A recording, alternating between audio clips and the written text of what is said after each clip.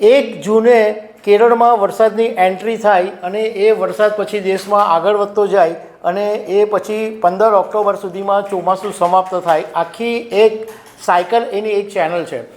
પણ આ વખતે એવું નથી થયું. આ વખતે કેરળમાં 16 વર્ષ પછી એવું બન્યું કે ચોમાસાની 1 વીક પહેલાં એન્ટ્રી થઈ ગઈ. નમસ્કાર. બધા જ દેશમાં જાણે છે કે ચોમાસાની જે શરૂઆત છે, જે ચોમાસાની એન્ટ્રી છે એ કેરળમાંથી થાય અને એની જે તારીખ છે એ પણ વર્ષોથી ફિક્સ છે. 1 જૂને કેરળમાં વરસાદની એન્ટ્રી થાય અને એ વરસાદ પછી દેશમાં આગળ વધતો જાય અને એ પછી 15 ઓક્ટોબર સુધીમાં ચોમાસું સમાપ્ત થાય. આખી એક સાયકલ એની એક ચેનલ છે. પણ આ વખતે એવું નથી થયું. આ વખતે કેરળમાં 16 વર્ષ પછી એવું બન્યું કે ચોમાસાની 1 વીક પહેલાં એન્ટ્રી થઈ ગઈ. આજે 24 તારીખે ચોમાસામાં મેઘરાજાએ સત્તાવાર એન્ટ્રી કરી દીધી છે અને એને કારણે જે બીજા બધા રાજ્યો છે એમાં પણ ચોમાસું વહેલું આવશે. આ બધી તો હું વાત કરીશ, પરંતુ તમને એ જાણવામાં રસ પડશે કે આવું કેમ થયું, કે કેરળમાં ચોમાસું વહેલું કેમ આવી ગયું. તો એના કારણ વિશે હું તમારી સાથે વાત કરીશ. મારું નામ રાજેશ શાહ છે અને તમે જોઈ રહ્યા છો ગુજરાતના સૌથી મોટા ડિજિટલ ન્યૂઝ પ્લેટફોર્મ ખબરછે.com.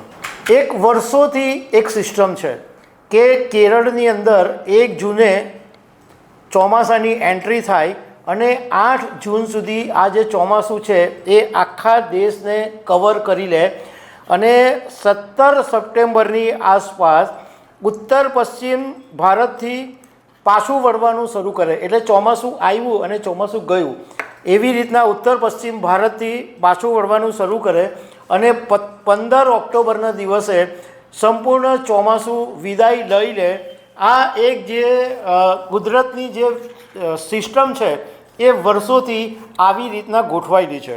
પણ 16 વર્ષની અંદર 16 વર્ષ પછી કેરળમાં પહેલી વખત એવું બન્યું કે ચોમાસાએ 1 વીક પહેલાં એન્ટ્રી કરી લીધી. 25 વર્ષના જો કેરળના ચોમાસાના આંકડા જોઈએ તો જે 2001 અને 2009 એમાં ચોમાસું વહેલું આવી ગયેલું. એટલે મેં તમને જે 16 વર્ષ કીધું ને એ 2009ની અંદર ચોમાસું વહેલું આવેલું અને એ વખતે ચોમાસાએ 23 મેના દિવસે એન્ટ્રી કરેલી 2009માં અને સેમ 2001માં પણ આવું જ બનેલું. અને એ ઉપરાંત 1918ની અંદર કેરળની અંદર ચોમાસું બહુ જ વહેલું આવી ગયેલું. 11 મેના દિવસે કેરળમાં ચોમાસાએ એન્ટ્રી કરી લીધેલી હતી. અને 1900 એવું બી છે કે મોડું ચોમાસું આવ્યું હોય એવું પણ બન્યું છે. 1972માં જે 1 જૂને કેરળમાં ચોમાસું બેસે એ છેક 18 જૂને બેસેલું. અને 2016ની અંદર પણ એવું બનેલું કે 9 જૂને ચોમાસાની જે શરૂઆત હતી એ કેરળથી થઈ હતી. એટલે એ વખતે મોડું થયેલું.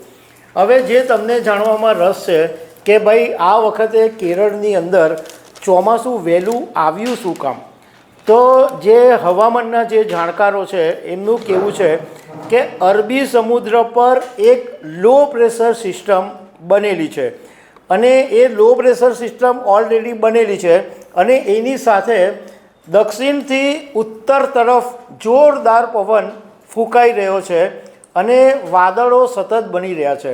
મતલબમાં જે કેરળમાં ચોમાસું આવ્યું એના 3 કારણ છે. પહેલું એક કારણ લો પ્રેશર સિસ્ટમ, બીજું પવન ફૂંકાવો દક્ષિણથી ઉત્તર તરફના, અને ત્રીજું કારણ વાદળો સતત બની રહ્યા છે. આ 3 કારણોને લીધે બન્યું એવું કે ચોમાસાને આગળ વધવા માટે જે હવામાન જોઈએ એ હવામાન એકદમ યોગ્ય બન્યું છે અને એને કારણે ચોમાસું કેરળમાં વહેલું પહોંચી ગયું છે. નિષ્ણાતોનું કહેવું છે કે હવામાનના આ ફેરફારો દર્શાવે છે કે ક્લાઇમેટ ચેન્જને કારણે હવામાન હવે પહેલાં કરતાં વધારે અનિશ્ચિત બન્યું છે. હવે ક્યારે અને કેટલો વરસાદ પડશે એ નક્કી કરવું મુશ્કેલ છે. આપણે બી ઘણી વખત જોયું છે કે ઓક્ટોબર મહિનો બી પૂરો થઈ જાય અને નવરાત્રિ જે વખતમાં આવે અથવા દિવાળીના સમયે પણ ઘણી વખત વરસાદ પડી જાય. એટલે ચોમાસાનું જે સાયકલ હતી એ સાયકલ બ્રેક થઈ ગઈ છે અને ગમે ત્યારે અને ગમે તે સમયે હવે વરસાદ પડી જાય છે. તો દર્શક મિત્રો, આવી અનેક વાતો સાથે અમે તમને મળતા રહીશું. Thank you very much.